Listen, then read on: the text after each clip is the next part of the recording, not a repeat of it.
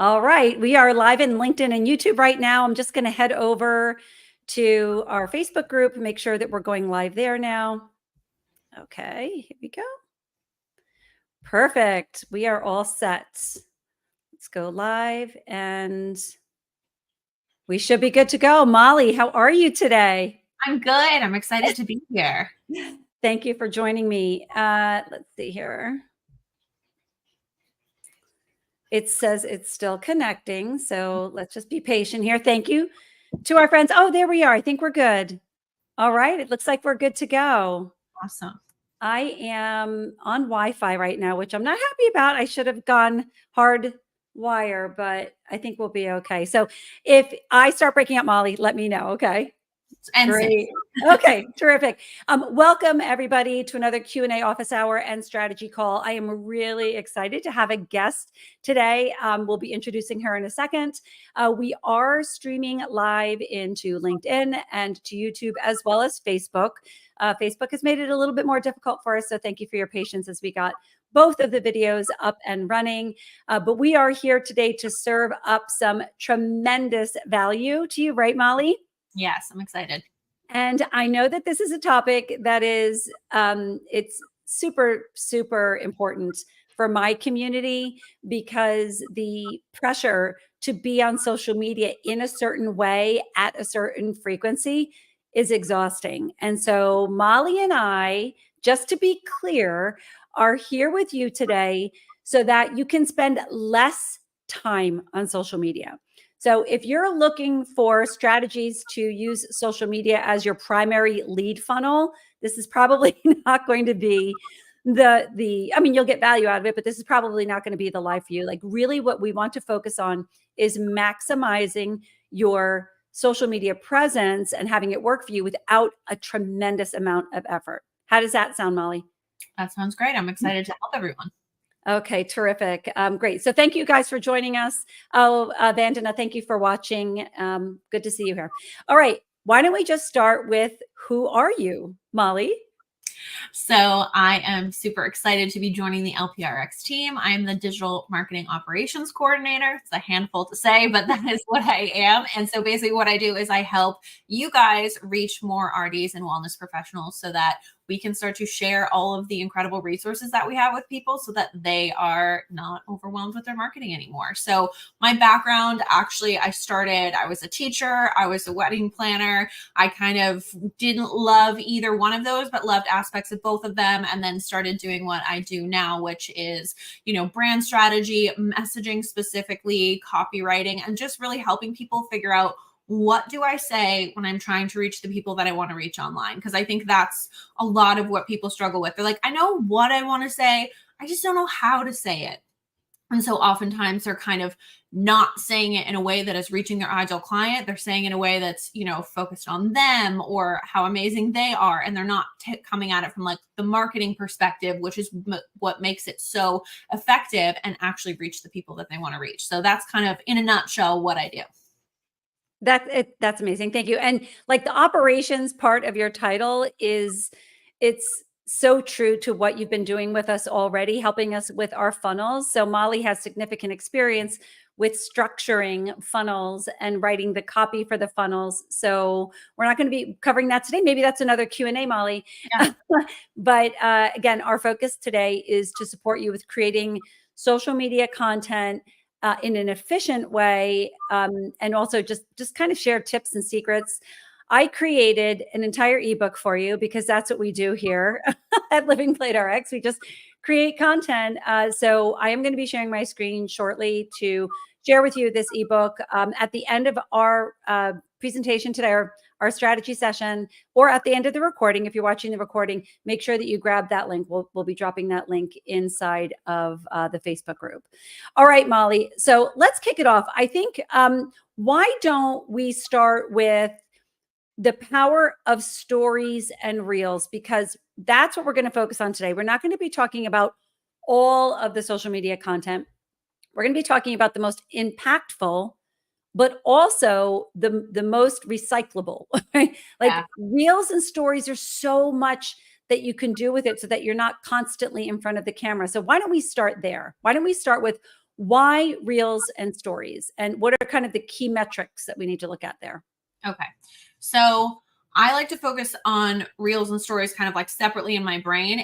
It's reels are to help your account grow. Like short form video is king. We know that. We know that like creating video, that parasocial relationship that's being created between our viewers and our audience. They're looking at us and they feel like, oh, I'm watching Molly in stories every day. I feel like I know her, or I've watched all of Jeannie's tutorials. I feel like, she's the person I want to learn from. So that ends up creating a connection with people and increasing that know, like, and trust factor, which is so important for people to want to buy from you. So I always say focus on short form video. The other reason why I love it so much is that you can repurpose it. So if you're creating a reel, basically that reel can become a TikTok. It can become a YouTube short. It can be an idea pin on Pinterest. You can take that one piece of content and put it so many different places. And like we've been saying, like we want people to be able to show up, kind of squeeze all the juice out of the lemon that they can, and then be able to maximize their, the effort that they're putting in, so that not that they have to be everywhere all at once, but there are tools and strategies that they can use to do something once and be everywhere all at once with minimal effort. And so reels really allow you to do that. And stories are kind of like a different way to speak to your audience. They're a lot more casual. They're a lot less structured. Obviously, they're only up for 24 hours unless you add them to a highlight. So that's kind of more of like, hey, we're just like sitting on a FaceTime. I'm just talking to my friends. Like it's a little more casual, but it also is a great opportunity to sell. So you can really sell in your stories. So you think about like your reels are kind of like going out there to an audience who doesn't know you. So you have to go out and say like, here's who I am. Here's why you should pay attention to me. Here's some really valuable content. And then the people that are more in your inner circle getting to know you, they'll end up in your stories. And then that's where you can really convert them. So reels is for new, and I don't want to use the word followers because that's not the goal here, right? But for new connections. Yeah. And stories is typically where people who you've already connected with that you're trying to convert. And Yes. that really hits on the two things that you and I talked about, like and let's talk about the metrics here because I think it's important. We talked about connections and conversions, and that's exactly what you just talked about there, where the reel is the connection and the story is potentially where they're going to convert. Now, for me, I know, and I will more now with your support, but I don't spend a lot of time in stories, but my conversion mechanism is the DMs, right? So connecting and converting somewhere else. You're not in our business, because we're health and wellness professionals, you're typically not going to connect and convert in one post. It has to, right? So you have to show up consistently, even though a post might get 2 likes or might not be shared with anybody. So the real metrics that you and I are, and the real goals that we're talking about, are those connections and the conversions. So what would be the metrics that we would look at there? So you're going to look at engagement over views. Like views are great, but you and I both know that we can have videos that go viral or mini viral and get a ton of views, but there are no comments. There's no one in our DMs from that. It doesn't even necessarily make people want to follow us. But I think that shiny object syndrome that a lot of people feel is, well, if I just get in front of more people and if I just get more views, then I will get people to buy from me. But the problem is, why are you going viral? And, if that is happening, what are you doing to convert those people anyways? Oftentimes it's like the stuff that does go viral, and you can have sales content that does go viral, but most of the time it's something that's either like fun, entertaining, controversial, and that's fine if that's your focus in kind of like growth and brand awareness and you're just trying to get out there. But you can't essentially say, if I go viral, I will have more clients than I can handle. So my goal is to just go viral. No, your goal is to create a well-structured sales video that basically sets you up as the expert, provides some valuable content, shows people that they have a problem that you understand and then that you can solve. And then they're like, okay, well, now I want to work with you. I want to learn more. I want to buy from you because I see that you understand my problem. You're providing me, a quick win or some kind of value in order to, solve that problem. Let's see what else you have. But like you also said, that's not just going to be one video. They're not going to watch one video of yours and be like, oh, I need to sign up and become a client now. It's going to take time. And so you need to be focused on both of those types of content in the content that you're creating. Yes, I want to get myself in front of more people, but also am I constantly putting out content that's going to ask someone to convert? Because you reach people at different points where they're like, I don't need you right now, but I Right. might need you 3 months from now. And then 3 months from now comes. And if you're not creating that conversion content for someone where it hits them in that moment where they're like, oh, I just need help, I'm so sick of this, then, you're going to lose out on that. So, and again, having that really well structured video that is kind of like really tapping into emotion. I think like that's a big thing I want people to take away. You have to tap into the emotion and the feelings that someone is having and really describe that problem. Like if you do nothing else in your short form content, talk about what someone wants, why they are not getting the thing that they want, and how that is making them feel. If you just covered those three things, someone's going to be like, oh my gosh, I can think of people that I bought from really quickly and made like large purchases because they mastered that so well. So that's kind of what we want you to focus on, as opposed to, the likes and the shares and the follows. That's nice. But how are people, going deeper with you? Are they in your DMs? Are they, wanting to learn more? How many clicks are you getting? Like those kind of things are going to be more impactful. What I hear you saying is that agitating, you didn't use the word agitate, but I definitely see I actually can see that now that I understand that, right? Agitating a problem and then solution, right? Agitate, solve, agitate, solve, agitate, solve. You really can't say, hey, and you had even said in some of your notes that the how to, like, here, not a how to, but just like, here are the 5 things that will help you, blah blah. That's the solution, but you haven't agitated the problem. And so we have to get comfortable with agitating the problem. And sometimes it starts out with a negative, like, are you so tired from creating content from scratch that you show up at home at the end of the day with no gas left in your tank? Like, I'm Mhm. agitating my community's problem because they're so busy trying to counsel and create content in their practices that they have nothing left in their tank for their family at the end of the day. So that's an example of agitating the problem, but you have to consistently do that, right? So Yeah. agitate, solve, agitate, solve, agitate, solve, and then you can slide in with the selling. You just can't sell, sell, sell, sell, right? So I love that you covered all of that, and really supporting our community with understanding that in order to present yourself as a solution, you really have to highlight what the problem is, because that also allows people to connect with you, right, Molly? Yeah.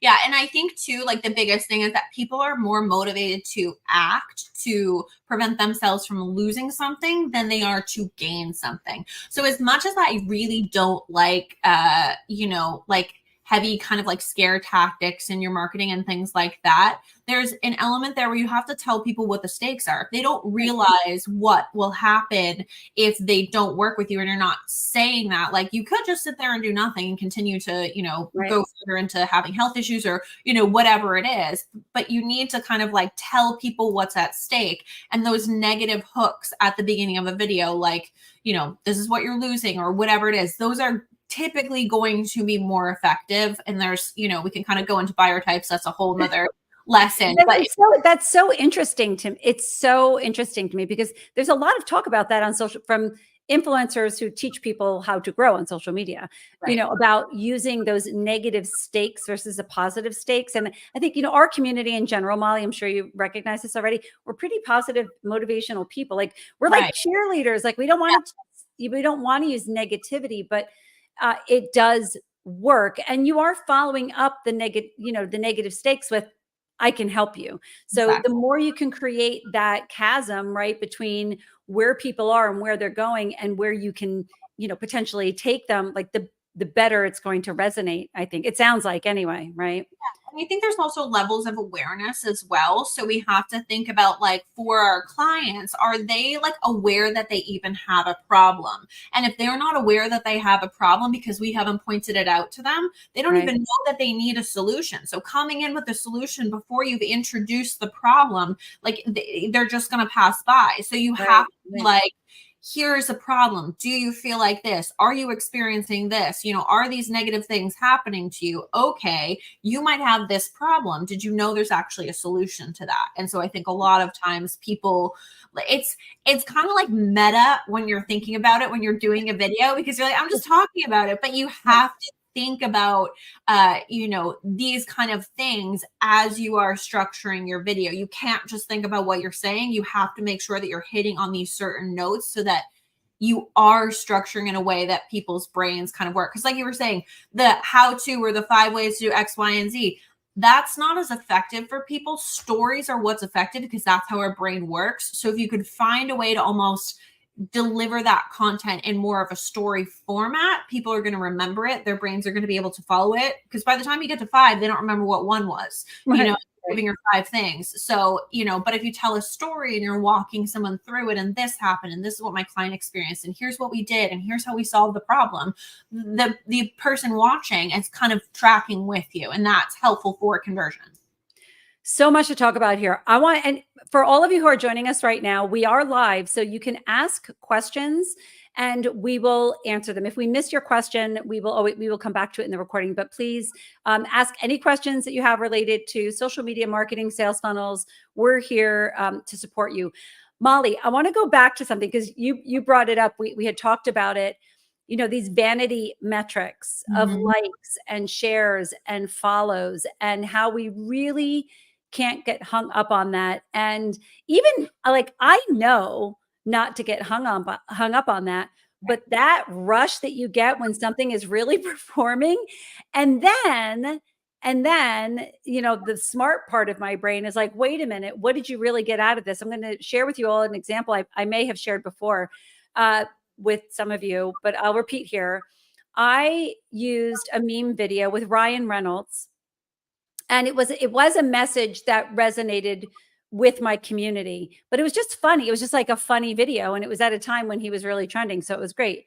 That video got 25,000 views now, or more, I think at this point. I'm like, for me, that's crazy. Like if I get over 1,000, I'm very happy. And again, using that metric. See, I shouldn't have even said that. No, what I'm really happy with is when I get engagement. That's what really makes me happy. But that dopamine that, is it like, it is intoxicating when something is going well, that you spent however much. And that video was probably the video I spent the least amount of time on, right? So 25,000 views, no shares, maybe a comment or two, but that was it, right? Yesterday, I posted a reel that was not very good. I'm talking to Mollie and I'm like, I should have done this. I should have done that. But that is part of the learning process for all of us. But I posted a reel. So far, it's doing okay. Now, when I say okay, I'm looking at the comments, right? Because I use DM automation, which we will talk about. I think I have 7 or 8 comments. 4 leads have come in from that reel. Yeah. Hot emails from people saying, this is really interesting to me. Tell me more. Booking discovery calls. So and again, I think it's 500 watches. So nothing crazy. But for me, I'm looking to connect and convert. So I'm going to practice this, and I'm going to ask all of my community to practice this. Really focus on connecting and converting. I will say that for me, Mollie, and I'd like to hear your thoughts on this, it would be very difficult for me to convert anybody without DM automation at this point. I started using DM automation about 6 months ago, maybe a little bit longer, but I'm now really, because I use String Connect, it's so easy now for me to do that. I rarely post without it, because if I'm offering value, I want to be able to deliver it to my ideal customer avatar in a really efficient way. So there are some reels that I've put up that, again, maybe 300 views and maybe 20 likes, but 60, 70, 80, 90 comments. Right. Because I'm delivering value in a way that is really easy for my ideal customer avatar to consume. So can we talk about that a little bit? Because I think that is important. Yeah, I think that DM automation is definitely like something, that has come onto the scene with different tools like, String Connect, Go High Level, ManyChat, different tools like that. But the beautiful thing about it is that it's so kind of simple and easy, and takes what ends up happening is if someone has to take multiple steps to do something, they're going to be like, this is not worth it. I don't want to do it. But if all they have to do is just leave a comment, then the automation starts and the whole thing kind of goes from there. And it's just a lot easier. If you're telling someone, go to the link in my bio, they can get lost. They don't know where to go, which link, how do I do it? I mean, you can make something, and I know you and I have talked about this, you can make Yes. something crystal clear and people will still mess it up. But it's a lot harder to mess something up as simple as that. And I think that's why the DM automations have been so effective. So again, you can get tools to do that for you. But I do like it as a way to convert. And I mean, there are trends. It used to be that you would go into your DMs or, like say, shoot me a DM if you want to do this, especially in stories, people would do that. And that's kind of the way to do it in stories because you can't really do the DM automations there. But, getting people into a conversation with you is really effective. And so that is just like kind of the latest trendy mechanism to do that. And it is very effective. I'll be curious to see, because everything changes and then people get sick of it and they don't want to comment and stuff like what's next. But right now that's really effective. Barbara did have a question for us. All If right. you want to answer that. I see that. Okay. I have a client who wants a workshop focused on sugar craving. So I'm guessing this is either like a corporate or a community client. And Mhm. I prefer to create a positive approach. Barbara, can you expand on that a little bit? What is your question? I guess that's what I'm asking, Barbara. Ask me the question. Like we're here to help you, and we'll certainly answer the question. But I'm not totally clear on how you want us to answer that question. That'd be really, really helpful. And yes, like we're talking about using the negative stakes approach as Mhm. a top of funnel activity to connect with people. You're Right. presenting the problem, and then you are the solution. It's like, and Mhm. you just keep doing that cycle over and over again. So Barbara, if you could just clarify that, that would be awesome. So anyhow, I actually think that Instagram, I know that Instagram has reacted to what you just said, Molly. I don't know if you've seen, but now the link in bio can look a little bit different. Now you can actually add links with images, like little Mhm. thumbnail images. So I know that Instagram, they want to keep people on the platform. The DM automation takes them off the platform, right? Like a DM automation for me usually includes either delivering the content immediately, but almost always, especially if it's high value, people have to complete a form, right? Right. In exchange for their email, I will give them the high value content. To keep people on the platform, I think that Instagram, in response to what you said, Molly, that they need to react to that. They're doing a better job at the link in bio. So who knows? Like we'll Right. keep watching it. We'll inform you. I think one of the Tuesday tutorials that I'll do is how to create that link Mhm. in your bio. How many can you have right now? Do you know, Molly? Uh, I want to say it's 5, but I'm not sure because what I ended up doing and what a lot of people do to get around it is they either create a link tree. Like I have a link tree from my website, and that's so that I can track it because you have like Milkshake, you have Linktree, you have Stan Store, like you have these other things. I think Stan Yeah. has some analytics, but a lot of them you have to pay for. So if you do a link within your own website and you basically just make your own link tree, A, you can make it super pretty. Mine's pretty Yeah. pretty, and B, you have the ability to, track it through your Google Analytics. I have it on my String Connect account. So I created basically a page on my website. You don't see it on my website, but it is a URL, and that's what I use. And we do get leads here and there from them, but nothing compares to the power of the DM automation, and it feeds the algorithm as well. If Right. I have a post that gets 80 comments, Yeah. Instagram's like, whoa, she's serving up some value. We need to show her to more people. So just keep that in mind. It is a low cost, Hmm. high value tool, right? Yeah. So there are a lot of tools out there that cost money. You're going Right. to spend your money, make sure it's high value. DM automation really, really delivers. So on that note, anybody who wants to be introduced to String Connect, let me know and we can connect you so that you can get set up with that. Super, super easy to do. It takes me like 5 minutes per post, Molly, to kind of the form, everything, the form, uploading the content. Yeah, pretty, pretty easy. Okay. So I'd like to move on to, well, do people need to post every day? Let's talk a little bit about pace and consistency, because that's another thing. Like sometimes I'll do a Tuesday tutorial, which are my highest performing posts, Hmm. but I can't just post Tuesday tutorials. Like, they say you should take a look at your metrics and repeat what's doing well. For me, Yeah. by far the best thing for me has been these Tuesday tutorials, but you can't do that every single day. So what's the solution, Molly?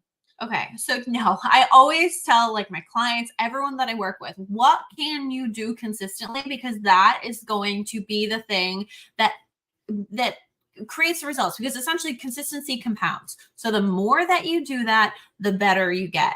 And so I think what a lot of people do is they're like, I'm going to post every single day this week. And they do that and they burn out and they drop off for 4 months. I mean, I've done it. We've all done it. Right. It's what happens. So it's like, if you know that you can consistently commit to doing one reel a week and that's all you can do that. If you like, get on a tear and you decide to keep going, then bank those, have a little bank of evergreen content that you can pull from if life gets busy, stuff happens, you do get burned out, whatever it is, and then use that so that again you can be consistently showing up. Obviously, we can come in and we can say, okay, post 7 days a week, show up in your stories, do 5 stories a day, do all of this stuff. But if you are not going to do that, all that's going to do is create this like guilt and shame and frustration in you that you can't show up the way that you want to show up. And you just are like, what's even the point? I can't do this anyways. And you do nothing. And that's truly what happens to everyone. So it's like, what can you consistently do? And then that is the thing that we're going to focus on creating and building for people. Because like I said, otherwise you just get too excitable about it and then you just drop off and you're just not kind of shown. So I think that's kind of the important takeaway there. What can you do consistently? Just do that and then build. Then you're like, okay, one reel a week is easy. I'm going to challenge myself. Now I'm going to do 2. And then once you feel confident about that, then you can add more. And I think in terms of where we talked about the metrics and what's doing well, that is always a good indicator. So and we did this together. We looked at what content was performing, like why was it performing well? What are the common threads between the content that is performing well? And again, when we say like performing well, that could mean views, that could mean those kind of things, but that's a different conversation from what content is converting, because the conversion content, like we're saying, might only get a couple hundred views, but you get a lead or 2 or 3 from that kind of content.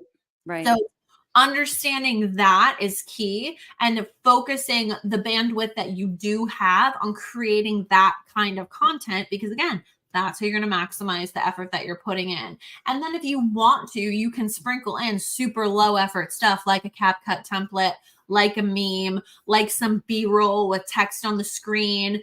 And, if you are creating content and you have an idea for your content and you script it out and it's a really good, highly converting kind of sales content, which again, we're going to get into what that looks like, but you can take that content, you can face the camera, speak it, say it. You can use that same content and do B-roll with text on the screen, the exact same thing, literally the exact same thing. And now you have one idea where you've done that. You can also do the same thing with a voiceover and, do it that way. So you can take ideas that you have and the kind of like format and function of what you're doing, do it different ways depending on whether you want to do your makeup that day, how you're feeling. If you're in your car and you don't have time to do anything, but you have a little B-roll of whatever that you can do. So there are ways to kind of maximize that, but look at what's doing well, look at what's converting the best, focus your time on that, whatever you can do consistently, commit to doing that and go from there. Somebody's asking a question here. When you say lead with the negative, is this type of statement what you're referring to? Why is meal planning so exhausting?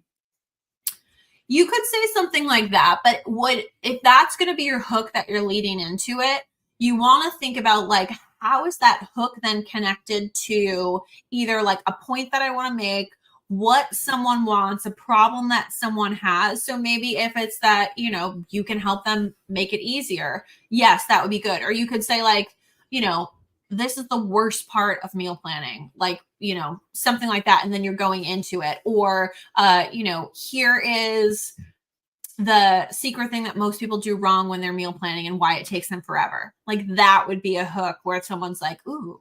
Connie, thank you for this question. And she gives us a little bit more detail. This is great. This is a very rich question that we can dive into.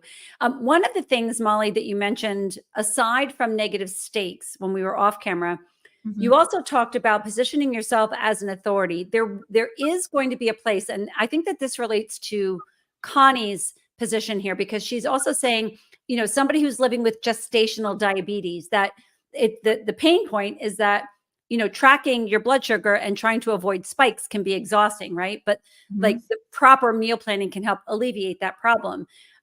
So when you're having a conversation with somebody who's been touched by gestational diabetes, you want to position yourself as the authority. So do we follow up? Do we have that negative stakes hook? So let's create one for her. Can we do that? Yeah. All right, so what was the one on the meal planning that you just said, Molly? I said this is always the thing, right? And it's like it comes out of my mouth. That's why I love recording everything because I'm like, what did I Then you just remember. essentially like this is this secret thing that makes meal planning take forever. But Right. it's something Like to this, that effect. okay.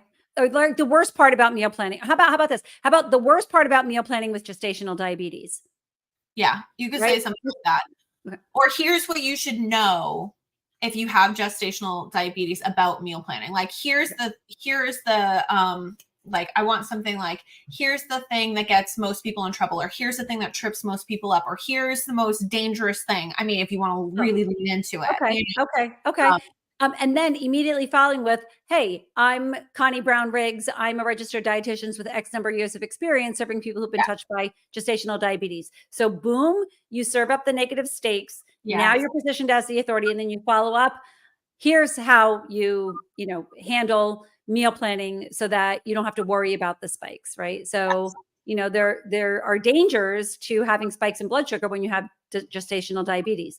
I'm Connie, and I'm here to help you kind of get over that and then move on to the solution, which of course is positive. So, yeah, Connie, I think that, like, especially when you're talking about and you're talking to an audience who's been touched by a chronic disease, you just have to be, empathetic and knowing that they do feel the pain, but you can still kind of agitate that negative. Like it's really difficult to manage your blood sugars when you have gestational diabetes, and this is where most people get it wrong. that's beautiful. That's Right? perfect. Yeah. So, So and it takes a while, and you do have to massage it. I will say, one thing that we recommend in the ebook that I'll be sharing with you at the end of our live is leverage ChatGPT, please, to help you with this ideation. ChatGPT is the perfect partner for helping you ideate, come up with these ideas. So you're actually going to tell ChatGPT who you are and what kind of social media you're going to be creating, and then you can ask it to specifically generate some hooks for me that illustrate negative stakes for people who've been touched by this condition, and it'll help you. So I would also the one thing, and I love ChatGPT, but the one thing I find when it comes to hooks is it is a little bit lacking. So yes. if you can go and as you're scrolling, take note of hooks that catch your attention. Start Okay. a note in your phone. And then when you go to ChatGPT, you can say, hey, here are some examples of hooks that I like. Take this, apply uh, it to this topic. Perfect. Have examples. Because otherwise they're kind of will be like just Generic. Yeah. yeah, they're just Yeah. too Yeah. Yeah. and those like hooks are one of those things too now where you used to be able to say like here are the 5 things you don't know about meal planning if you have gestational diabetes like that's kind of dead. They're much more subtle now, they're much more story based, so that's why I'm saying like find some good examples of what that Mhm. is and then plug it in because that will help. Just generally speaking, ChatGPT performs best when you give it an example. If you upload a file, you give it examples, you type in some sample text, give it something to give it context, give it Right. something to refer back to. Yeah, that'll be great. Honestly, I went since we started creating the content for this live event. I have definitely been more tuned in to people's hooks when I'm Mhm. scrolling, and it's like so obvious. It's so Yeah. obvious, Yeah. and some are not in a style that I would use. Some people curse to kind of get people's attention. That's not my style, but they are quite effective. It stops the Mhm. scroll. I stopped. I'm like, "Ooh, this is a good one," right? So great, great advice. So keep. I use the notes function on my phone, and Mhm. if I'm on Instagram, sometimes I'll even copy the link, or I'll just write down, the hook there, and then Connie, you can go to ChatGPT. That would be great. All right. I want to talk about, Connie's saying she loves that idea. She actually keeps a folder for inspiration. Perfect, Connie. Yes, smart. Connie, You're on fire with social media. Your branding is on point. I just love it. Now, also, let's just talk about, because Connie is bringing this up for me now. Let's talk another point about efficiency and leveraging the white labeled content that our community already has access to. And what you said, Molly, a few minutes ago was the best thing to do is just start experimenting, figure out what works, and then lock into a couple of different forms to get started, maybe 4. Okay, so I'm going to do a meme, I'm going to do a how-to tutorial. That's me. So those are 2 that I use frequently now. I'm going to do a carousel because carousels are performing pretty well now. And I'm going to do some other type of connection video. Pick 4 forms that that you can commit to, and maybe just do 1 each week, but then, eventually you can do 2. And then start figuring out how you can leverage the Living Plate RX content for that. Like you don't ever want to take Living Plate RX content and just post it on your social media. Right. That's not going to help you. So, Molly, what are some ways? Let's talk about, some ways that the community can infuse themselves and their brand into the templates. Now, let me just say, if you're using content in your library that's not public facing like social media, you don't have to edit it at all. But we're specifically talking about social media today. So if you are using content for social media, you need to edit it. So tell us what they can do.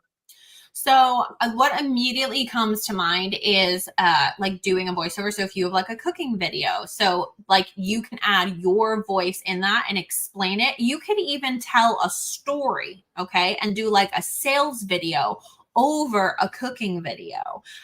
So like you can do that in a way where the 2 are kind of connected. You can tell a story about how your grandmother taught you how to make X, Y, and Z and why food is so important to you and, why you want to help other people do that. Like you can do other things with it. You can use green screen and, have, some LPRX content in the background of what you're doing where you're talking about it or you're explaining it or you're sharing. There's different ways to do that. But I think the big thing is like, find what works for you in terms of a shtick. So like I said, maybe your shtick is telling stories over, that cooking video. You can do that over and over and over again. And then that becomes your content. Then people will stop when they see that content because they know it's you. So you've got to do stuff over and over and over again when you find something that works so that it becomes part of your like online brand and your signature. Like this is Jeannie. This is her doing her Tuesday tutorial. She's going to green screen. I can recognize her background and I'm going to stop because I know it's good. And I think a lot of times people feel like, oh, I can't keep doing the same thing or I can't have it seem similar or look similar. Like if this is my background in every single video, people are just going to start stopping because they're going to recognize my dark hair against the white background. And that's going to like, because our brains visually pick up on stuff before any of the other stimuli. So it's like, if we have something that's recognizable like that, that becomes like, significant about our brand, then people are just going to start to be magnetized to it. Now, I just shared this because this is a tool. I think it was like $7.99. I actually have like a bunch of them because I keep one in the car. I keep one in my office. I keep one at home because whenever I feel like I have the time, right, and I just want to bank some video, I will do this. So last night when I was at my daughter's rugby practice, I had time and I'm like, okay, I'm going to shoot a couple of videos in my car and do some voiceovers. And this is what I use. So this is a little mic that gives incredible sound, like super high quality sound. And then I have, most of you might have an iPhone, they come with a port that or a plug that's a port for a laptop but not a phone, so you can buy an adapter. And so again, just keeping this on hand, setting yourself up for success by having the right tools. You don't need a lot of tools. You need your Living Plate RX library for the content, for the recipes, for the videos. You upload that to your phone, share it to your phone, and then you're good to go. Right. This makes it very, very easy. And in the ebook, we kind of walk you through how to do, I think we gave them 9 different samples. Yes. Yeah. Is that it, Molly? And we can go through them a little bit today. Yeah. So Barbara's saying she likes the idea of story voiceover with the cooking videos. So what's important to note there, Barbara, is if you select a video that you want to share with your community, the video has music.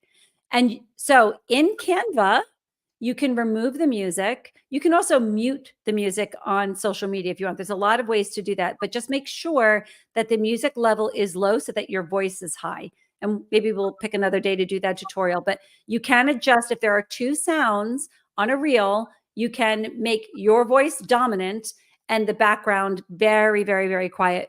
Barbara, if you listen to any of my Tuesday tutorials, you'll hear music in the background because it kind of fills the gap. So you can do that. And then you have your voice. And like Molly said, that's where you're going to be sharing your story about the video and how it can support your ideal customer avatar with getting the outcome that they're looking for. Yeah. Michelle, Michelle is saying, what brand mic is that? I don't even know. It's like I'll post a link to it when the recording is over, Michelle. It's on Amazon. It's a mini phone mic. They come in all different colors. And again, the quality, I've done podcasts in my car with this. And the sound is better than when I'm here in my office because there's no echo in my car. So just having those on hand can, give you the flexibility that you need. You can walk and hold your camera and your phone and talk at the same time. Just get that really, really high quality video. Oh, you're welcome, Michelle. You're welcome. All right. So connect, convert, consistency. We talked about those 3 C's. Now I'd like to talk about the structure before we move into the 9 different types of posts that people can do. What about the structure of a story or a reel or these videos? Really for anything, even a voiceover, would we use the same structure, Molly, that you're going to talk about? Okay. I mean, it depends on what you're doing. If you're doing like a day in the life vlog, then that's going to be a different structure. But for the most part, like 9 times out of 10, like having a structure. So I'm going to lay it out and then we're going to go piece by piece, kind of what it means. So first you need a hook and you need to put that hook multiple different places. I'm going to tell you like where and how to do that. But your video always starts with that hook. Think about your hook as opening a story loop for people and like getting their attention. The next thing is the authority builder that Jeannie was talking about, which is, here's who I am and here's why you should pay attention to me and why I'm an expert. And then you'll go into the main points or value of your video and really be clear about like saying, so the takeaway is, because people will not connect the dots. I am telling you, you have to be so clear about that. And then you'll have a call to action. So let's kind of go through, a little overview of like what each of those things are going to look like. So again, your hook is first. I'm going to pull it up. I'm going to do a little screen share here. Right. This is the ebook that you're all going to get access to at the end of the live event. We will post it on YouTube, LinkedIn, as well as our private Facebook group so that everybody has access. All right. So where did it go? Up. Nope, down a little bit. Okay. This all right. here. Oh, there we go. Okay, great. Creating engaging short form video. So here's your quick guide. So let's talk about the hook a little bit. Yeah. Okay. So there are a bunch of different types of hooks that you can create. So when you're trying to come up with a hook and you're like, okay, I know the topic of my video is, gestational diabetes. So have you ever wondered why gestational diabetes is so dangerous? Or that's a good one. Wait, Connie, you still on with us? Say that again. That was really good. Have you ever wondered why gestational diabetes is so dangerous? And then you can go into it and then you can say, it doesn't have to be because I can provide you with X, Y, and Z to help you overcome that. Okay. That would be a curiosity one.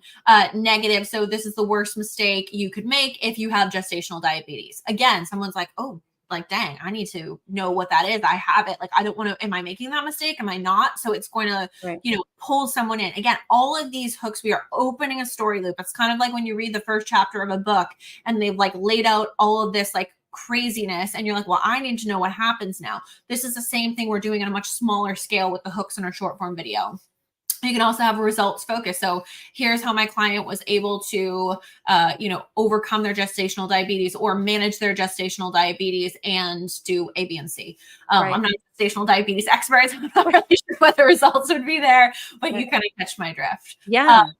And then, so when you have that hook, so you can have like a layered hook. So a layered hook would be like me putting on chapstick and being like, have you ever wondered why gestational diabetes? Like, so I'm doing something, I'm distracting you with my chapstick, which is like going to pull people in. You know what I'm going to do? When I read this, my first instinct was I need to do a reel while I'm unpacking groceries, which I do 3 or 4 times a week, whether I'm in the grocery store or whether they're delivered to my front step. I am unpacking groceries. Now, I'm not talking about the groceries or the ingredients. It's just I'm doing something. So that's a layered hook. So a hook could be words, but it could also be an action, is what you're saying. Yeah, and even Okay. your mic is part of the layered hook, you know? So, like, even they're like, "Oh, this lady has, like, this little teeny mic," Right. like, Yeah. Yeah. so that's all part of it. Okay. And then you wanna make sure, and this is so important, it's not a lot of people master this, especially when they're first starting out. Your hook needs to be in multiple places. So you are speaking your hook. You are saying it. This is what we've been talking about. At the top of your video or at the bottom of your video, I want you to have a second hook on screen. So it would be something like, if you have gestational diabetes, this video is for you, or listen up, or attention if you have gestational diabetes. So you're calling out to the person or the problem, and you're Okay. putting a shorter version of that either above you or below you, depending on where your video is. Then you also want to have the closed captions on so that people can be reading the hook as well. Because most people aren't watching with sound, or some people aren't watching with sound, but they still want to listen to your video. And then you're also going to put it in the description or the caption of your video. So this could be something like, I'm going to share the biggest mistake that most of my clients who have gestational diabetes make. If you need help with this, you can go to my bio or comment the word or whatever it is. So you're adding that hook. So again, I'm saying it. I have closed captions so that what I'm saying is being recorded. I have a shorter version above or below my face. And then I also have something in the description to pull people in, because oftentimes people are scroll. But if it's like really quick, like attention, gestational diabetes, like, then I'm gonna be like, oh, that's me. That's kind Mhm. of what you're trying to do, is you're trying to have people be like, oh, that's me. Oh, this is, because no one cares about anything unless it pertains to them. So the more that you can add to call out to someone to have them recognize it, the better. So those are kind of like the quick and dirty tips when it comes to your hook. The next thing you're going to do is you're going to build trust with an authority building statement. So there are a lot of different ways that you can do this. I think Jeannie kind of talked about one. If you're, I'm a registered dietitian and with 30 years of experience, and here's how I've helped my clients who have gestational diabetes manage it.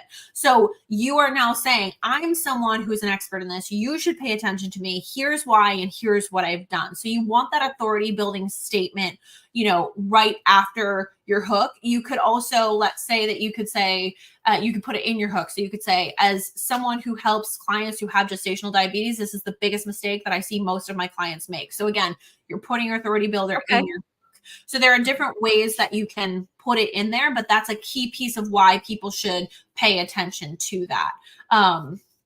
And then after you do that, after you've got their attention, you've said why they should pay attention to you, now you're giving the value. So the biggest thing is most people will start just like kind of going off on a tangent, and they won't really have, one main point. You can have different examples, but you want to think about this: one person, one problem, one solution. That's it. Like, if you just have your video be that, you're good. When you start adding all of the things, it just gets overwhelming for people. They just kind of like lose attention. So you really want to keep it as succinct as you possibly can. Again, always including a personal story or a story about a client, and just really simply breaking down the content. Some people are scripters. So, like, when I create a video, what I do is I will script out every single thing that I am saying. I will take my phone, I will record a sentence at a time. I'll pick up my script and look at it. I'll go back, I'll say the next sentence. That's so funny that you said that, because when I do reels, I do exactly the same thing. If I'm sitting in front of my computer, I have my notes app up on my computer, but this is a really important efficiency tip, everyone. Just as a reminder, we're here not to encourage you to spend more time on social media. We're Right. supporting you so that you can spend less time. And so being efficient, if you are shooting a reel and you are trying to read a script, and first of all, it'll come off like you're reading a script. So that's not good, right? But if you're trying to have a conversation all in one pass, it's going to take you, I promise, 5 times as long as if you do what Molly just said. Yeah. Break your script into 5 sentences, Mm-hmm. record every sentence, and then inside of Instagram, it's super easy to clip out, Yeah. the pauses and everything, and then it becomes seamless. Yeah, it really does. Cause I think people are like, oh my gosh, you memorize that? No. And I even will add the likes and I'll add the little idiosyncrasies that like I would say into Right. my script so that it sounds natural. And then as you're scripting, read it out loud and hear yourself read it. And that will also help you be like, does this sound like I'm reading a script or does it sound Right. like I'm reading a script? You know, so you Oh, wait, want to, that was good. Does it sound like I'm reading a script versus does it sound like I'm reading a script? Right, exactly. I love that. That was great. yeah, Cute. yeah, you have to kind of Um, like make sure you're on so you have to be a little bit of an actor or actress, but, that. memorizing, committing to understanding that one sentence and delivering it so that it's natural. Like it seems counterintuitive, but it takes work for it to come off as natural. Otherwise, it will just be scripted. So shoot the one sentence, turn it off, Yeah. memorize the next one, shoot the next one, and just keep going. And also, Molly, would you suggest, like the layering that you talked about? Mhm. I actually haven't practiced this too much, but having it from different perspectives. So if I'm shooting it with my phone like this, then the next sentence I'm shooting it over here, and then the next one here. Could that be helpful too? No, that's a really great tip. That is Okay. incredibly helpful to just move it. Like even if you're just sitting in one spot, just moving the camera so it's from different positions, that's a huge way because it's all of these subtle things that keep people's attention. If you're just face to camera the whole time, nothing's really changing, you're not animated, you're not using other things to pull people in. It's like they just don't have the attention span for it. We're all Right. ADD now with social Right. media. So it's Right. like the more that you can just even like subtly make something visually interesting, the better. Right. So Barbara is saying she loves the idea of unpacking groceries. And Barbara, it could also be like unloading groceries from your car. It doesn't have to be staged with perfect lighting. Like, of course, you need to do what makes you comfortable. But yes, the unpacking groceries or loading the groceries from the grocery cart, if you're okay doing that in a public parking lot, even walking through the grocery store, you could do B-roll walking through the grocery store and then narrate it later, Yeah. right? So there's a lot of ways to do what Molly is talking about in terms of, layering motion and the voiceover. And then again, not so that you have to do this so much, you can just do it less, but you're getting more impactful video. Now, Molly, on the hook, the trust, the value, the CTA, is this for conversion, for connecting content as well as conversion content? And when I'm talking about conversion content, it could be sales content, but that's also kind of separate. Like when you're doing the hard, like if you're doing a launch or something and you're doing a hard sell, like sign up here. Does this apply for all of those? Yes, it does. Because then when we get to the call to action, so there are two types of calls to action that you have with an audience. So you either have a more indirect call to action, which is like, hi, nice to meet you. Do you want to go on a date? Like, cool, let's get to know each other more. And then there's, hi, nice to meet you. Would you like to get married? And that's like, buy for me.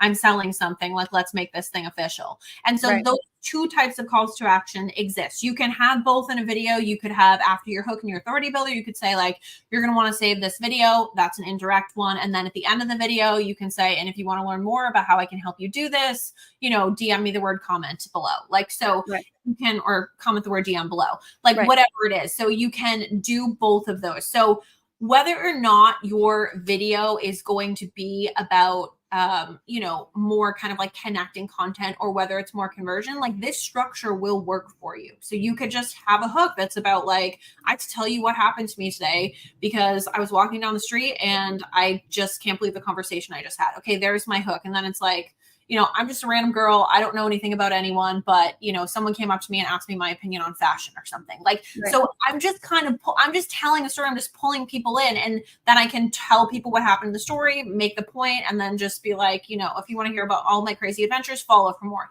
Nothing about that is asking you to buy from me. It's just kind of telling you stuff, but it's just an easy to follow structure for what you're doing. And especially, like I said, our brains don't naturally think in this structure. So when you are creating a video and you are not thinking in this structure, you're all over the place. You just like it's just And wasting time. You're becoming less efficient, right? exactly. So, It's okay. not it's not effective. It's not doing anything. And like we think that it is, but someone's gonna, if they do take the time to watch the video, they're gonna be like, I don't even know what I just watched. I don't know what I'm supposed to do. You know And what it's accomplishing? It's accomplishing just like checking the box because again, my community, we feel so much pressure to just show up on social media that it's like, I'm just going to hire a VA to put the posts up because because I have, it's something that has to happen. Right. That's not the right approach, obviously, right? Yeah. If you have a VA supporting you, that's great, but make sure that you're still following this formula and that you are sure to infuse yourself into this content. So whether it's a voiceover or whether it's B-roll, I think this is great. I was just thinking about, like, there's so much like really good content in grocery stores. If you can sneak out your phone and be like, the one thing I can think about is like, I don't know why, maybe I'm craving celery root. This is so random, Molly, but go with me here. I'm in the grocery store and I see celery root. It is like the ugliest piece of food ever, right? It's scary, it's gnarly, like it's negative, right? So, this is the one vegetable that most people overlook, but actually has really big health benefits. And then, so you could just shoot that video, not narrate, not anything, get the video, go home, and then you can voice over, and then you can even add clips onto that, because inside of Instagram, it's not a one clip and done. Like, you can add multiple clips. So, whenever you're out and about and you get this idea, like Molly said, if you're walking and somebody approached you to ask a question, like, write it down or record something so that you can build on it later. But I love the idea, like, because we're, nutrition professionals, like grocery store, that's like really rich content. Like, here's the biggest mistake people make when they're selecting their cereals. If you've ever walked down the cereal aisle, you know how overwhelming that is, right? So just grab the B-roll and then narrate it later. How does that sound? Does that work for you, Molly? Yes. And I would say, because you brought up a really good point, which is I'll always be like, I'll totally remember that. I never remember it. Or I'll write down like video about marketing or like video about, social media. And I won't put enough detail. And I'll go back to it and be like, I have no idea what I was talking about. I don't know. I don't even remember this idea. So if you were going to do that, literally, like, record a video that you're not going to use of just you talking and saying as much as you can, or a voice note, or write as much as you can, so that when you go back to the idea to record it, if you can't do it in that moment, you have as much detail as possible. And then the other thing that I'll say is, we talk ourselves out of ideas. So you'd be like, that's so stupid. That's such a bad idea. The more you look at it. So don't overthink it. If you have a good idea for a video, that idea has come to you. It wants to be brought to life through you. So go pick up your camera, record the video, and hit publish. Do not overthink it, because you will watch it again, or you'll think about it again. You'll overthink it. You'll convince yourself it's stupid, and you won't create the video. And you never know. Like, it could just be like one or two video that maybe does get you some followers or does get you some conversions that you didn't even think was like a thing that you should do. So just post the content. Just post the content. So this is a challenge for all of you on with us and watching the recording. The next time that you go into the grocery store, I mean, we are nutrition professionals, right? So we're all about the food. The next time you're in the grocery store and you're walking around, think about negative things and negative ideas that people have about certain foods, or, not even specifically about a food, but for example, always buying strawberries just to have them go rotten like 2 days later, right? Videotape shots of strawberries and raspberries and blackberries, and then you can add a video of you, however you do to preserve them when you're home. I have my own technique, but that's just like a really good example of capturing something at that moment and then expanding on it later. And it's no sweat off your back. You're in the grocery store anyway, and it doesn't even have to be you. So I want to just a little bit talk about, do we always have to be face to camera? No, we definitely don't. So that's what, like, especially if you're like, I don't want to be a weirdo in the grocery store with my phone out to me as I'm like squeezing lemons to make sure they're like, juicy enough. Like, just have your phone subtly out and you can be, getting kind of that B-roll. And even you made a good point. Do like record what you are naturally doing. So you can even have it if you're at your desk having a call with a client or something, just put your phone up and, have it just be recording you for client confidentiality if that's what you want to do. And then you can be like, hey, I had this call with a client today. Here's what we were talking about. But if I was doing this right now, you'd see my hands moving, you'd see me talking, you'd see my light on, you'd see all of those things. And that's just B-roll that you can do. So use content from things that you are already doing, that you already have. And car videos do well. People like to watch car videos. What is this person talking to me about in my car? So it doesn't always have to be like a whole big setup. If you want to do it in your car, do it in your car. You can, I think it's easy for us to look at people who have $50,000 a month marketing teams with perfect lighting and, all the editors and all the things, and think that's what we have to do. But how many times have we watched a terrible video that has bad sound, no captions, no nothing, but someone's either telling us a good story or they're just doing something that's funny and that resonates, and it does super well. So it's like, just create the content, find what works for you, find what works for your audience, find what you feel comfortable doing that you want to start being known for, and do that. But you don't have to be face to camera. You can have an entire account where you're just doing voiceovers. That's amazing. One tip that I will share that I've just learned from personal experience, like I'm not always in my kitchen here, which has great lighting. And the older I get, the better lighting I need to be comfortable. Like some people would say, oh, just shoot the video. Well, I'm not totally comfortable with like dark shadows, right? Right. And so I look like the Grim Reaper if I've got like overhead lights. So I'm like, okay, what can I do? Well, let me tell you, the green screen effect on Instagram eliminate, like all you need is a window. Just stand in front of it. It doesn't matter what's behind you because nobody sees it, which Mhm. is great because so all you have to do is be in front of a window and then the background disappears and then you replace that background with whatever content you're talking about. So the green screen can be your best friend. So if you're doing like B-roll of again the celery root in the grocery store, that could be, you know, you can grab an image that could be your background with your green screen. So just kind of keep that in mind. Green screen can be your best friend even if you don't have like the best setup. So I want to share my screen again, Molly, because we're running out of time. And again, our watchers, listeners who are here with us today, they're going to be getting this ebook. I'm going to drop the link in very shortly for you. It has everything that Molly and I just talked about in a quick guide format. And then we share with you 9 stories ideas. I want to focus on just a few here that our members can take advantage of immediately, like right away. And I think this lead generation real story with bioscreen assessment is gold. And we are giving you a lot of content on that. So can we walk them through this a little bit?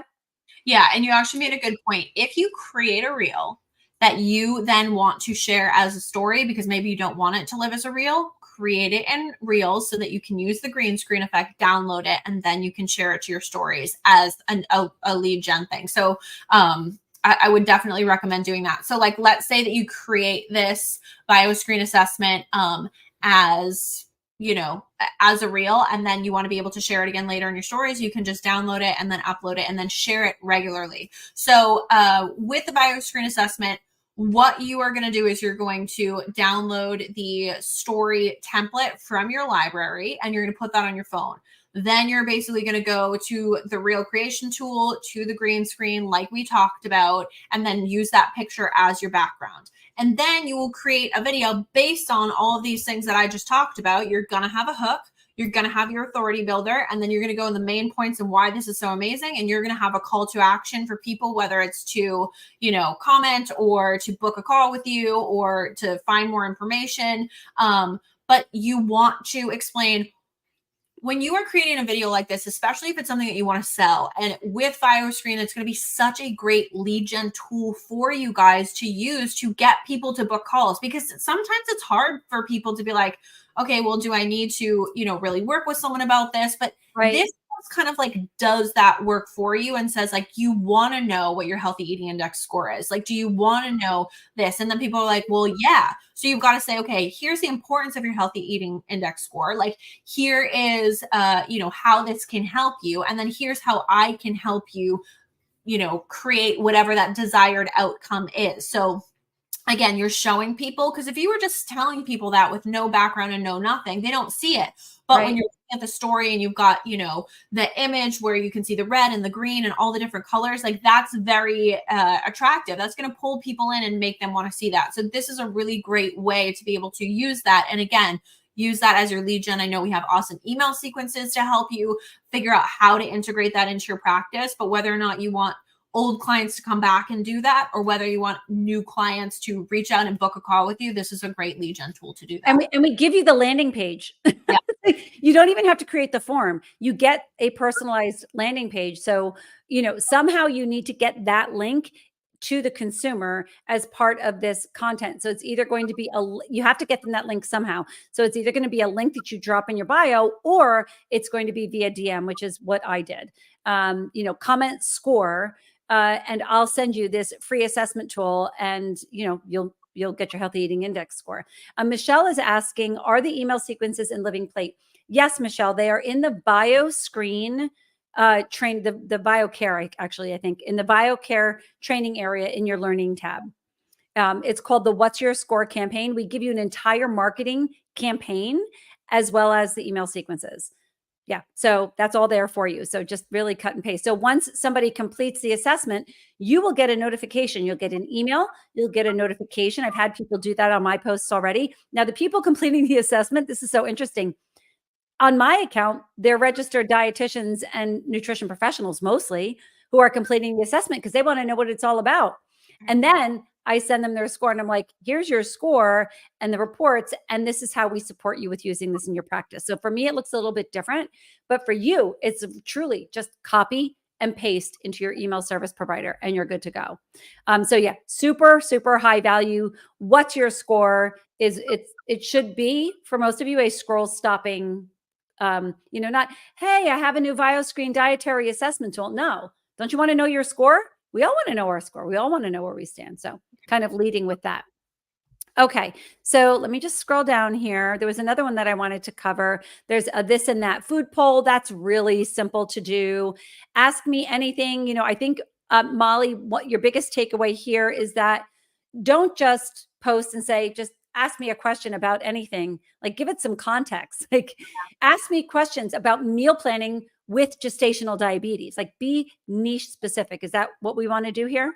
Yeah, because people oftentimes don't know what questions they have. They don't even know how to formulate it. And that's why I said kind of earlier in this, people, when you can verbalize what their problem and what their internal thought process is better than they can, then they trust you. So giving someone either parameters or kind of options or examples is helpful. And the other thing is, no one knows if you go ask yourself and answer your own questions. So Okay. as much, yes, we want our community to start to engage with us, but the first time we do this, you're not going to get anyone and you're going to be like, well, no one answered my questions. Then you go ask yourself questions and answer Right. the questions so that people then either A, it prompts more questions, or B, they kind of like understand. There is this weird thing where people are like, if I hit that button, what's going to happen? If I ask a question, what's she going to do with it? Like, so show people what happens if they hit the button or ask the question or do the thing. Okay. And you will post things that will not perform. Like, you will post things that will not perform. And especially if you're just starting, it will take time and it will take consistency. So keep posting, still, continue to use these ideas. But again, the best thing to do is not if you spend a whole lot of time and you get no results with a post, that doesn't feel really good. But if you're not investing that much time and you're basically following Mollie's formula here, like, you're just going to be able to put out that content, learn from it, and then move on to something that does work. All right. So this is something, and this was something that Barbara already got excited about doing. I added the unpacking groceries with the Q&A. Mollie had listed like a cooking Q&A. So you could be cooking, but a cooking, and this could be a live event. This could be a recording, however, but you can post it as a reel. You can post it as a story. You don't have to actually cook with heat and stirring, and like make overnight oats or Yeah. make chia pudding, like something that is really, really easy so that you can also focus on the conversation. So let's just review this. And every one of these story ideas, Mollie has provided you with the goal, the steps, the potential Living Plate RX content that you can use to fulfill it, and then also the story feature. So let's just talk about this one before we wrap up. Yeah. So basically, again, the goal is to give people like a sneak peek into something that you're doing and then use that as an opportunity to answer questions, because people love that, especially as you kind of like grow. They feel special that you've taken the time to answer their questions. So pretty much all you're going to do is you'll go into Instagram stories, you'll record, like I said, a behind the scenes video of yourself prepping or cooking a recipe, or you can use a cooking video from the library. You'll add your questions sticker from, the effects, and then ask your audience to ask you questions about like the ingredients or the recipe, or, if you're doing a grocery haul, it could be like, ask me questions about what I buy in my grocery haul, like what brand, ask me what brands I buy. That's something that people would be like, oh, what brand of chia seeds do you recommend? What brand of eggs do you swear by? Like those kind of things, like will get people to be like, oh, I really do want to know that. So think about, and again, always think about like, what am I curious about? Like I would be Right. curious, what brand of, whatever overnight oats or oats that someone is going to use or Right. those things other people will be curious about too. And don't a lot of people will say, well, I just sit at my computer all day and I don't really do anything, or I don't, my life is not that exciting, or it's super boring. And it's not. It's those mundane things that people would be really interested about. And again, that's something you should be sharing in your stories as well. Jeannie knows I just started fostering kittens. So I put my foster kittens in my stories, and that has nothing to do with business, but it's a little aspect of your life. So you can find ways to kind of like throw that in there as well, along with doing these kind of things. And then that's what's going to make people feel like, again, I know you, I like you, I trust you. Connecting, right. I mean, I think that that's just connect unless, of course, they're a kitten hater, which I can't imagine. You wouldn't want to do business with somebody like that anyway, so it doesn't matter, right? Right, but, like, it shows the kind of person that you are, like, you're giving, you're empathetic, you're caring, like, I don't think that that's a terrible thing. I think that that's I mean, obviously, it's not a terrible thing, but, like, I don't think it's a terrible thing to share some of your personal life, especially if it feeds into somebody knowing, liking, and trusting you. Yeah, Right. So me sharing with my community that, I twice a week, I have a mobile office set up in my car because I'm watching my daughter play rugby. A lot of the comments I get are not about my office setup, but hey, your daughter plays rugby. I'm right, like, yeah, and I'm super proud of her. And like, so it's just it's a very efficient way to connect with people, just sharing kind of like little bits of your life. But again, you don't have to do that. right, But if you are going to do that, that's where stories, come into play. And I would say, this unpacking groceries or talking about ingredients and foods, you use Mollie's formula for your negative hooks. Like, these are the biggest mistakes people make when they're grocery shopping. And yeah, I'm talking about the biggest mistakes people make when they're grocery shopping as I'm unpacking. And right, then I finish with comment groceries below, and I'm going to send you my pantry list or my kitchen staples list that it's really, and again, specific. I'm going to send you my pantry list for creating meals when with a diagnosis of gestational diabetes or something like that. Like, it can be, again, it's not generic. Like, you want to keep it very, very niche specific. and I'm I think excited to see what people come up with here. that's a really good point. You can use it as like a lead gen option, because you can basically, instead of having someone comment, you can literally say, I'm getting ready to create an ebook for people with gestational diabetes. Here's my grocery haul Ah, about it. Drop your email in the questions below. So then people can directly put their email in, and then you email them. So that's all that right. they have to do. Again, you can even like green screen a resource that you have. Hey, I have this amazing ebook here. If you want it, drop your email in the questions below. Or like you're saying, if you're at rugby, you can say, okay, I'm at my daughter's rugby game. You can literally even just have a photo and just say, I have time to answer 3 questions, add them below. Great. And then it Right. kind of creates some scarcity, things like that. So, all of those things are just great ways to create engagement and connection. And it's doing stuff that you are already doing. Like, we don't want you to be like, I have to go set up a whole thing and record a whole video. No, use the content in the library. Just use an image. Like, you don't even have to, if you're sitting on the rugby field, you can just take a shot of your feet in the grass. It doesn't Right. have to be something crazy. Just do what Right. you're doing and find a way to engage people with that. Amazing. Anybody else have any other questions before we wrap up? I just want to let you know I just dropped the link for the ebook here. For those of you who are already members, I am going to be uploading this to your business tools section in the library, but you can also grab it here if you're in a rush and really want to get your hands on it and get going. Mollie, thank you so much for all these tips. One of the things that I wanted to mention, I actually haven't seen it yet on my reels. On stories, you've always been able to add a link. And so the links, that's one tool that you can use to have people either sign up for an event or get a download. You can insert the link. I've heard that they're going to allow us to put links in reels. Do you have that function yet? I don't. I don't have that function yet. But It's coming. It's okay. I keep updating my Instagram app, but I think like that, again, going way back to the beginning when you said DM automation has been so powerful that Instagram is definitely going to be reacting, and I think that that is one of their ways of doing that, which is providing us with a means to deliver the content. If we are going to be connecting with people and trying to convert them, we have to be able to deliver value. So the DM automations, the links, all of that, really important. And then on top of just putting out a lot of connection content, like you talked about, Molly, in your stories and on these reels, whether they're narrated or green screen. But so the ebook is truly a complete summary and then some. It is, wow, it's a 15-page ebook, people. So it's got a lot of content in there that Molly spent a lot of time putting together for you. We hope that I know it's going to be very useful to you. Again, if you're watching us on LinkedIn or YouTube, we will drop the link there right now for our Facebook group. We have dropped it there. Barbara, you're welcome. And Connie and Beta, Michelle, a lot of people joining us today. Really happy to see you. Molly, thank you so much. Really appreciate you being here. Will you come back and we'll talk about something else related to marketing? Maybe the next time after the launch. We have a launch coming up and Molly's working really hard on our funnels. Maybe we'll talk about funnels and kind of break that down for people. Okay, that sounds great. I would love to be back. I love you.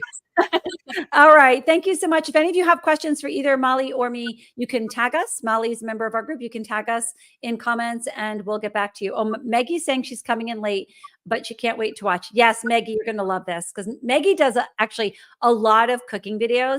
So Maggie, I think you'll get some ideas about how to repurpose those for different things. All right. Thank you so much, Molly. Talk to you soon. Bye, guys.